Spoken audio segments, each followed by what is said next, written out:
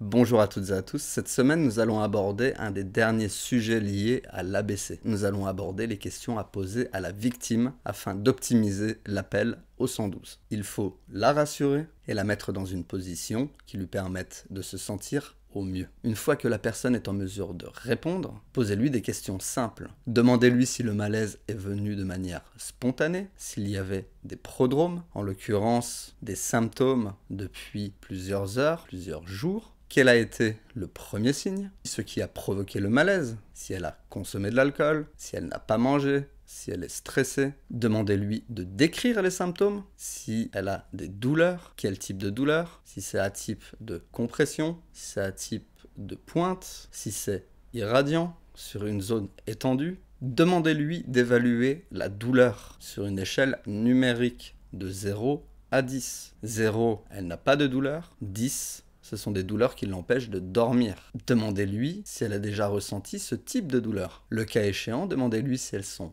moins intenses, plus intenses. Enfin, demandez-lui l'heure à laquelle ces symptômes sont apparus. Demandez-lui également si elle souffre d'allergies, si elle a un traitement, si ces allergies sont sévères ou superficielles, si elle a un traitement de fond ou un traitement en phase aiguë. Dans le cadre des allergies, la personne peut disposer d'un stylet auto-injecteur type EpiPen. Si la personne n'est pas en mesure de répondre verbalement, elle vous fera signe de la tête et vous orientera vers le traitement à lui administrer. Attendez l'accord du médecin coordinateur pour effectuer l'injection. Demandez-lui si elle a un traitement journalier, si elle a pris ce traitement et si elle l'a pris dans les bonnes conditions, aux bonnes heures, dans les bonnes quantités. Demandez-lui si elle a une maladie chronique, une maladie connue, si elle a subi une opération récemment. Demandez-lui si elle a mangé, où elle a mangé, ce qu'elle a mangé. Demandez-lui également ce qu'elle était en train de faire au moment du malaise. En ce qui concerne le questionnement du patient, nous l'avons traité dans la vidéo précédente. Je vous propose de revoir les images maintenant.